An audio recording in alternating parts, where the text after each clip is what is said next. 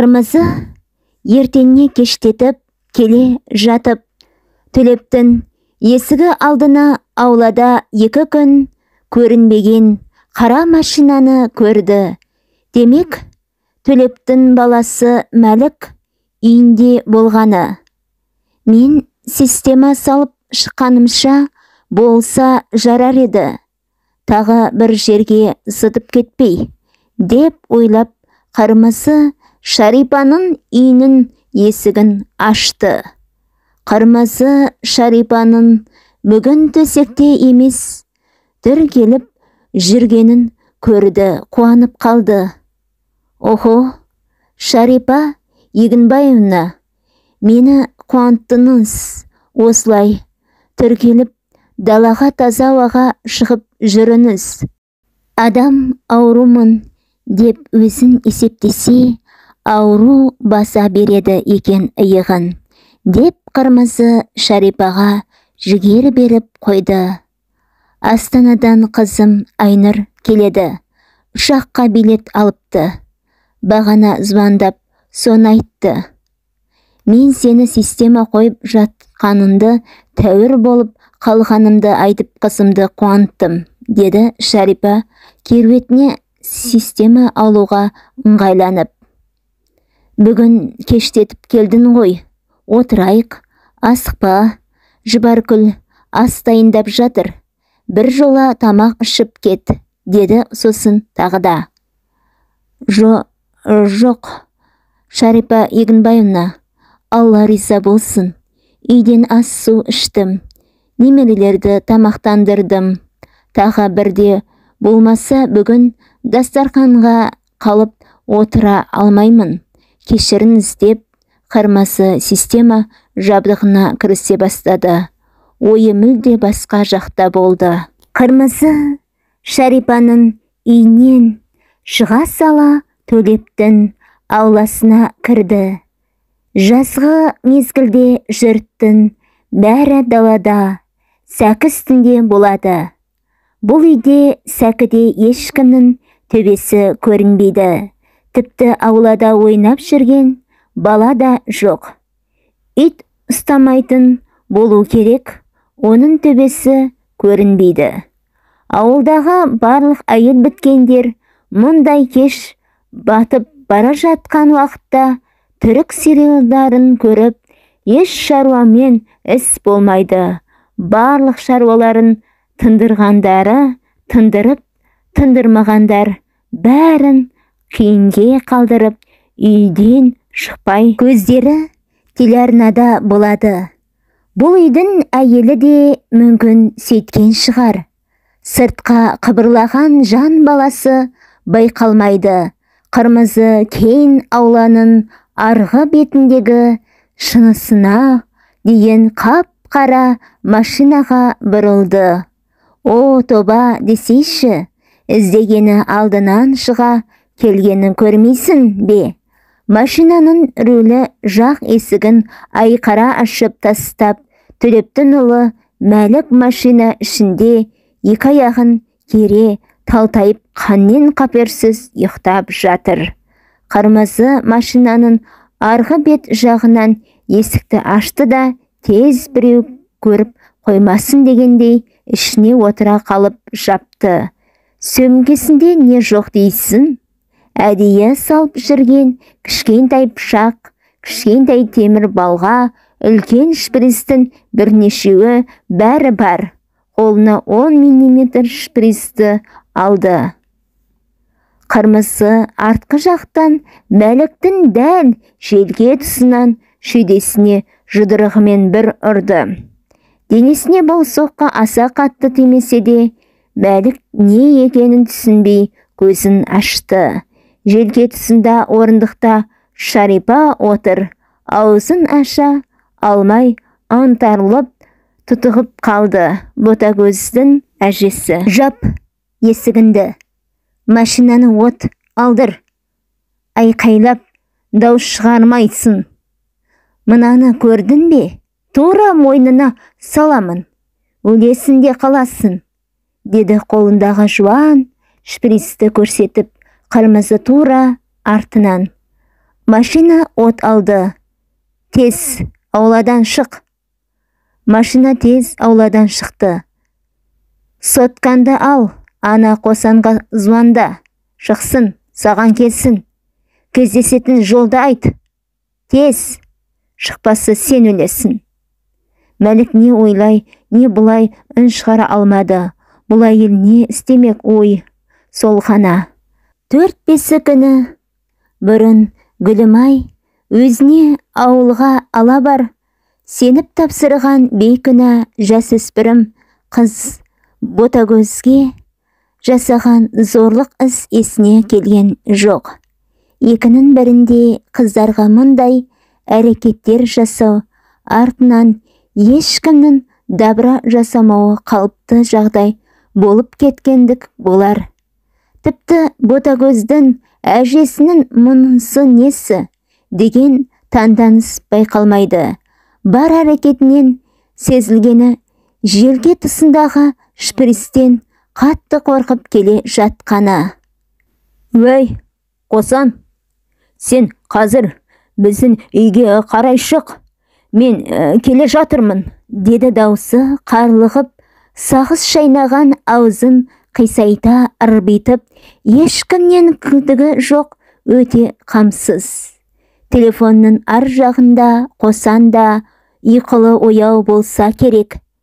Әлі ерте ғой, біз бұл уақытта шығамыз демеп едік қой, деген дауыс естілді. Айттым ба, тез шық деп. Тез шық, Әлімжанның үйінің есігінің алдына шыға бер, тез, деді. Енді андағы сотканды маған бер, деді қырмызы желкесінен нығырлап. Мәлік жартылай бұрылып қырмызыға соткасын берді. Көзі қырмызы ұстап отырған инесі ұзын, үлкен шпирске тағы түсті. Қара машинаның еш нәрсе көрінбейтін қара терезесі бұл жолы қырмызыға қызмет етті. Айтқан жерге машина тоқтады. Шашы дудырап, қысқа шортик кие салған Қосан басын ешқайда бұрмастан алдыңғы есікті ашып, Мәлікпен қатарласа отырып жатып. Не болды? Сонша асығып, біз ол жерге ерте баратын болдық па? Деді бірден Мәлікке. Жауапты арт жақта отырған қырмызы берді. Баратын жерлеріне ерте барасыңдар. Қосан арт жаққа жалт қарады. Қырмызыны көрді.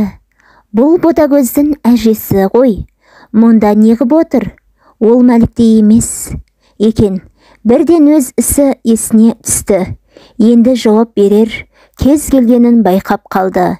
Дереу машинаның тұтқасына қол созып, жерге түсіп қалғысы келген сынайт көрсетті. Отыр, қозғалма, қолындағы сотканы маған бер, деді. Қырмызы қатты дауыс көтеріп кіжіне. Иттім балалары, екеуінде шприспен желкілерінен түйріп өлтіремін. Қосан артына екі көзі алара қараған күйі соткасын амалсыздан бергендей болды. Енді тура темір жол перезіне қарай тарт. Мәлік машина айнасынан қырмызының қолында бір емес үлкен екі шпристің тұрғанын көрді. Бұл кезде ауыл әлі өз тіршілігінде болатын. Жеке малдарының қараңының әбден тойғызып, кештетіп келе жатқан малшылар, шабындықта шөп орған шөпшілер, азды көпті егін еткендер техникаларымен осы ауыл ортасындағы темір жол бекеті арқылы арлы-берлі өтіп жатқан кез. Автожолдың темір жол кесіп өтетін бекетіне дейін едәуір жер. Қара жеңіл машина асфальты жоқ жерге шыққанда шоқалақтап қалады. Алда отырған екеуі үнсіз бір-біріне қарамайды да. Мұны Ботагөздің әжесі бізді қайда апарады? Аудандағы полицияға ма екен? Деп ойлады Қосан ішінен. Білейін, басым шатылды бәлеге. Бізді бір жерге өлтіруге апара жатыр-ау, әлде өлтіріп көмуге алып бара жатыр ма? Мына бірізден өтсек ар жағында мола тұр ғой. Соған әкеле жатыр бізді, деді Мәлік ішінен. Әрқайсысы өз бастарын ойлап отырды. Темір жолдан кесіп өтетін жер жақын қалды. Алыста оң жақ тұстан жеткіп келе жатқан бір жүк пойызының төбесі көрінді. Қырмызының ойлаған жоспары өз-өзінен ретімен жүзеге асып келе жатқандай. Иттің ғана балалары, деді бір кезде күйініп. Менің бота көзімді сендер неге ғана жылаттыңдар? Артында әкесі жоқ, іздеушісі жоқ, қорғаушысы жоқ дедіңдер ме? Әкелерінің байлықтары сендерді өлімнен құтқарама қазір? Сендердің қылықтарынан бір ғана ботагөз емес, талай қыздың көз жасына қалғандарынды байқадым ғой мен. Бұл қыздар қайда барады? Айтады, өздерінің ұяттарын өздері шашпайды. Ешкімге ауыз аша алмайды. Ашса да аузын жабамыз дедіңдер ме? Сендер тағылар сазайларынды тартасындар. Қазір екеуіңді де өлтіремін, деді де қырмызы қолындағы бір шприцтің ұзын қылдай инесін қосаның оң жақ тамақ тұсынан кірш еткізді. Мұны көрген рульдегі Мәлік бірден тежегішті басты. Шамасы машинаны тоқтатып қашқысы келді. Сол кезде екінші шприцтің инесін қырмызы асығыс Мәліктің тура шекесіне сұқты. Есіктің тұтқасын ұстаған күйі Мәлік еңкейе берді. Әп-сәтте алдыңғы орындықтағы екі баста екі жаққа қисайып, олардан шапшылған қан машина әйнегін қып-қызыл түске бояп жіберді. Қырмызы немересі үшін кекпен өш алса да, өз қолымен өлім жасағанына жүрегі қатты алқынды. Енді тайынатын еш нәрсе жоқ. Тез машинадан түсті. Бар күшімен темір жол рельсінің ортасына қарай машинаны артынан итере бастады. Поезд болса қайта-қайта гок-гок деп қатты келе жатырмын. Байқандар, байқандар дегендей бекетке екпіндетіп тақап келеді. Рельске көлденең қара машинаны итере алғанынша итеріп, қырмызы енді кейін шегіне берді. Екпіні қатты пойыз рельс бойында кесе көлденең тұрған қара машинаны жан жаққа қақырата бөлшектеп болат жолды дүрсілдеткен күйі өте берді. Алдында тұрған машинаны көріп келе жатқан паровоз машинесі не істесін, тек дауыс бергіш күшейткішті бұрынғыдан да қатты қосқаны байқалды. Қырмызының екі құлағы тарс бітіп қалды. Қаншама вагондар тіркелмеген жүк пойызы тез өтіп бітпеді. Қырмызы темір жол беткейінен төмен шаң басқан қалың құрақ арасына күмп берді. Бұл кезде кеште қараңғыланған еді. Бір уақытта пойыздың өтуін күтіп тұрған болуы керек арғы жақ беттен адамдардың дауыстары шықты. Ойбай, ойбай, мына машина ішінде адамдар болған ғой, денелері шашылып жатыр. Қырмызы енді анық орнынан тұра алмайтын күй кешті. Сөйлескендер мүлде қасында тақау. Полицияға айту керек. Кімдер екен бұлар? Қырмызы таңдайы кеуіп, жүрегі одан сайын қысылып кетті. Көз алдында қандары шапшыған, екі жаққа қисайған екі бас қайта келді. Обал, обалдарына қалдым, деді бір ойы. Дұрыс жасадың. Олардың адам бейнесіндегі қылықтары қаншама. Ботагөздің жылап, тимендер маған, тимендерші деп ботадай боздағанына қарады ма олар? Дұрыс, оларға өлім, дұрыс, деді екінші ойы. Құрақ ішінде қозғалмай, осындай ойлармен ұзақ жатты. Адамдардың бағанағы әзірдегі даурыққан дауыстары да басылған сынайда болды.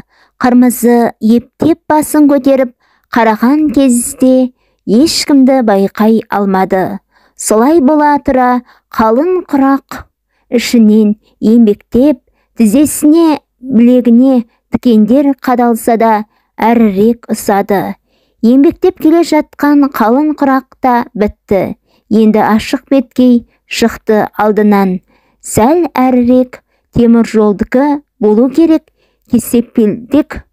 Кеспелдік жуан бөренелер, ескі ағаштар қатар-қатар жиналып қойылған жерге келді. Әйтеуір қылмыс болған жерден біртіндеп алыстай ауыл шетіндегі жолға шықты. Бір уақытта сөмкедегі қалта телефоны шырылдап берсін. Алғашқыда Қырмызы шошып кетті. Бұл мобильді телефонды қалай өшіруді де білмейді. Ол шырылдай өзінен өзі өшті. Артынша екінші телефон шылға басты. Шамасы Мәлікпен Қосанды іздеп жатқан болу керек. Енді бұл телефондардан құтылу керек екен деп ойлады Қырмызы. Қайта тастамақ үстінен басын қағып, иығындағы сөмкесін қолына мықтырақ ұстап, өзіне әр жолының иірімі белгілі ауыл ішіне кірді.